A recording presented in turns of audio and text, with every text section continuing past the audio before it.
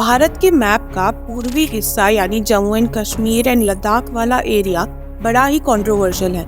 International community, Bharat और पाकिस्तान सब भारत के अलग अलग नक्शों को रिकॉग्नाइज करते हैं, पर ऐसा क्यों है? कैसे पीओके यानी पाकिस्तान ऑक्यूपाइड कश्मीर फॉर्म हुआ? करंट सिनेरियो क्या है और क्या पीओके अब भारत के हिस्से पूरी तरह से आने वाला है? जानते हैं आज की वीडियो में। Let's begin.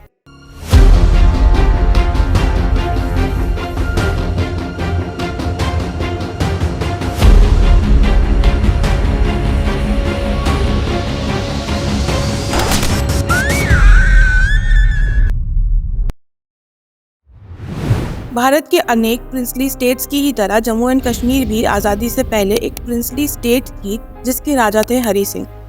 लेकिन इंडियन इंडिपेंडेंस एक्ट 1947 के तहत पूरे भारत के हर प्रिंसली स्टेट को 3 चॉइसेस दी गई, या तो वो इंडिया ज्वाइन कर ले, या पाकिस्तान, या फिर वो इंडिपेंडेंट रहे।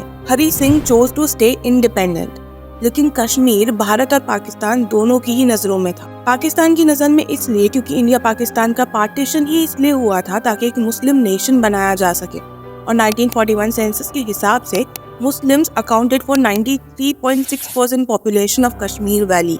भारत के लिए भी पाकिस्तान स्ट्रेटेजिकली और कल्चरली बहुत सिग्निफिकेंट है। कश्मीर भारत के ताज हिमालय का एक अच्छे खासे प्रोपोर्शन को सहेजता है, जो कि इंडिया का एक बहुत मेजर नेचुरल प्रोटेक्शन सिस्टम है। ये रीजन नेचुरल रिसोर्सेज जैसे कोल, लिथियम, जिंक, कॉपर इत्यादि में भी बहुत रिच है। इसी के साथ ये एरिया साउथ एशियन कंट्रीज से इंडिया को कनेक्ट करता है, जो भारत के स्ट्रेटेजिक टाइज सिक्योरिटी के लिए जरूरी है। इसी के साथ ये एरिया बुद्धिज्म, जैनिज्म और हिंदुइज्म के लिए ऐतिहासिक इम्पोर्टेंस भी होल्ड करता है। रिवर सिस्टम्स हो, रिसोर्सेज हो, टूरिज्म इंडस्ट्री हो, फ्लोरा एंड फौना की डाइवर्सिटी हो, या historical significance, Kashmir has a significant position in India. इसी के साथ जहां कश्मीर में मेजॉरिटी पॉपुलेशन मुस्लिम थी, जम्मू में हिंदूज मेजॉरिटी में थे। ऐसे और कई कारणों के चलते चाहते हुए भी कश्मीर इंडिपेंडेंट नहीं रह सकता था। कश्मीर दोनों साइड प्रेशर में था, और फिर 26 अक्टूबर 1947 को पाकिस्तान ने कश्मीर को इललेजिटिमेटली अटैक कर दिया लोकल पाश्तून ट्राइबल्स के थ्रू, और एरिया को एनेक्स करते करते वो श्रीनगर के बहुत करीब आ गए। जब पानी सर के ऊपर तक चला गया तो महाराजा हरि सिंह के पास भारत की हेल्प लेने के अलावा कोई चॉइस ही नहीं थी। लेकिन भारत ने हरि सिंह के आगे एक कंडीशन रखी, इंस्ट्रूमेंट ऑफ एक्सेशन की, यानी Kashmir must join India. Hari Singh ने हामी तो भरी, पर कंडीशन रखी कि लॉ एंड ऑर्डर स्टैब्लिश होने के बाद कश्मीर के लोगों को ये डिसाइड करने दिया जाएगा कि उन्हें इंडिया में शामिल होना है या पाकिस्तान में, through a plebiscite. Instrument of accession sign होने के बाद Indian army reached Kashmir valley and situation को अंडर कंट्रोल लाया गया, पर इस इंस्ट्रूमेंट ऑफ एक्सेशन को पाकिस्तान ने कभी एक्सेप्ट नहीं किया। As a result Indian constitution में भी कश्मीर को आर्टिकल 370 के तहत स्पेशल प्रोविजन दिया गया।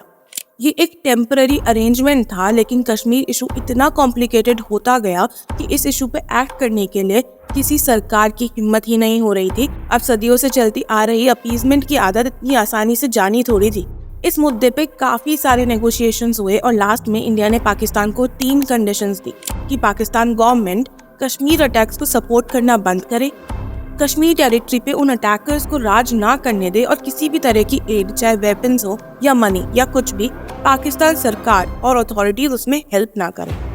लेकिन पाकिस्तान ने इसका कभी भी रिस्पॉन्स नहीं दिया। जब कोई कंक्लूजन नहीं निकला तो इंडिया मेड अ मिस्टेक। ये गलती थी लॉर्ड माउंटबैटन के सजेशन पे यूएन जाने की with the instrument of accession instead of trusting Indian army. UN ने कश्मीर वैली में एक सीज फायर लाइन ड्रॉ कर दी, जिसे आज हम एलओसी कहते हैं, और डिक्लेयर किया कि plebiscite law and order establish होने के बाद ही कंडक्ट किया जाएगा। इस डिसीजन ने आने वाले समय में दोनों देश के बीच प्रॉब्लम्स कई हद तक बढ़ा दी। यूएन के इस डिसीजन के साथ 1 जनवरी 1949 को इंडियन आर्मी ने तो स्टेप बैक कर लिया as directed, but Pakistan army ने नहीं किया। As a result Jammu and Kashmir and Ladakh का 1/3 हिस्सा पाकिस्तान के कंट्रोल में चला गया। इस पाकिस्तान ऑक्यूपाइड कश्मीर का हिस्सा था गिलगित बल्तिस्तान, आज़ाद कश्मीर और ट्रांस कराकोरम ट्रैक्ट, जिसे पाकिस्तान ने 1963 में चाइना को सरेंडर कर दिया। खैर पाकिस्तान इतने में सेटिस्फाइड नहीं था, इसलिए वक्त बेवक्त बार बार इंडियन साइड की कश्मीर को ऑक्यूपाई करने का प्रयास किया जा रहा था। 1965 में ऑपरेशन जिब्राल्टर के तहत पाकिस्तान आर्मी के ट्रूप्स इंडिया में सीक्रेटली इन्फिल्ट्रेट कर गए और कश्मीरी मुस्लिम्स को इंडियन कंट्रोल के अगेंस्ट इन्फ्लुएंस करने लग गए। जब ये बात इंडियन फोर्सेस को पता चली तो इसका कड़ा जवाब दिया गया through Indo Pakistan war of 1965, जिसमें पाकिस्तान बुरी तरह हार गया और इनफैक्ट इंडिया ने पीओके का 1900 स्क्वायर किलोमीटर टेरिटरी कैप्चर कर ली। लेकिन इसके बाद इंडिया ने बड़ा भाई बनके, एक्चुअली बेवकूफ बनके, ये टेरिटरी वापस पाकिस्तान को लौटा दी थ्रू ताशकेंट अग्रीमेंट, जो कि रशियन इंटरफेरेंस के कारण और जवाहरलाल नेहरू के माध्यम से हुआ। फिर 1971 में बांग्लादेश वॉर में भी इंडियन आर्मी ने पाकिस्तान द्वारा हर पे 5000 स्क्वायर किलोमीटर एरिया को जीत लिया।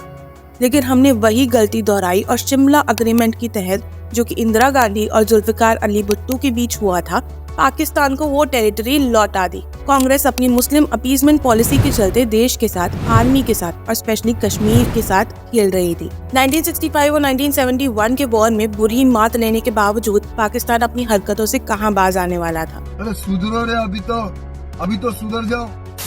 अब हुआ कारगिल वॉर ऑफ 1999, जिसमें भी पाकिस्तानी फितरत के हिसाब से उसने भारत पे धोखे से अटैक किया, but Indian army retaliated and recaptured significant area of occupied positions of Kashmir.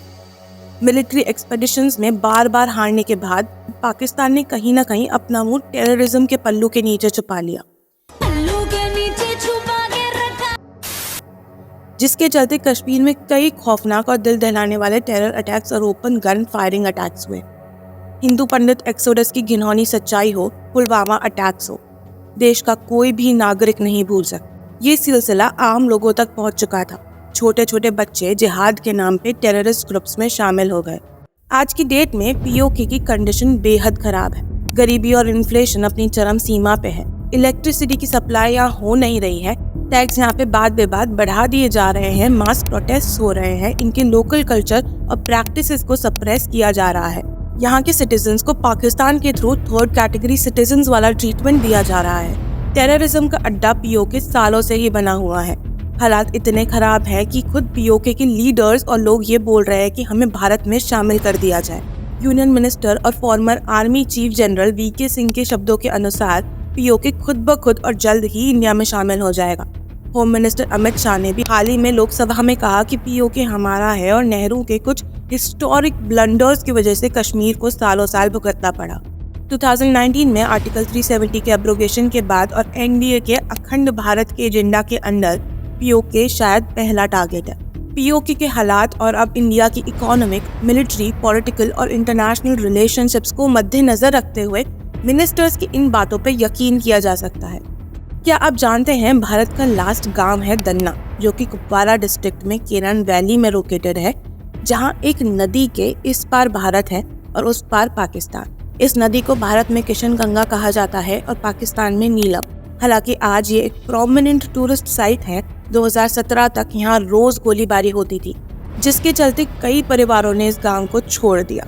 इस बर्फ से ढके खूबसूरत सफेद पहाड़ों की वादियों में खून के लाल धब्बे आज भी यहाँ के लोगों के जहन में हैं। भारत का दर्दनाक पार्टीशन, जिसने हजारों की जानें ले ली और लाखों के घर तबाह कर दिए, 2 नेशन थ्योरी पे बेस्ड था।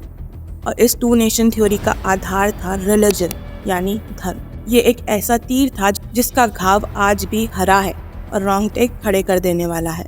पर क्या आप जानते हैं ये तीर किस बाण से छोड़ा गया?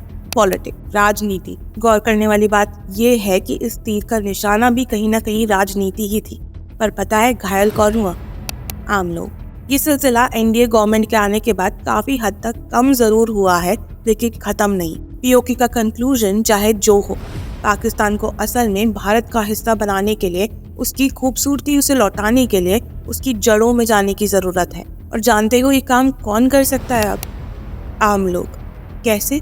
Through awareness, through courage, through support, through unity, through education, through action. अगर आपको ये वीडियो अच्छी लगी हो तो do subscribe to the channel and like and share the video. Comment your feedback in the comment section. जय हिंद, thanks for watching.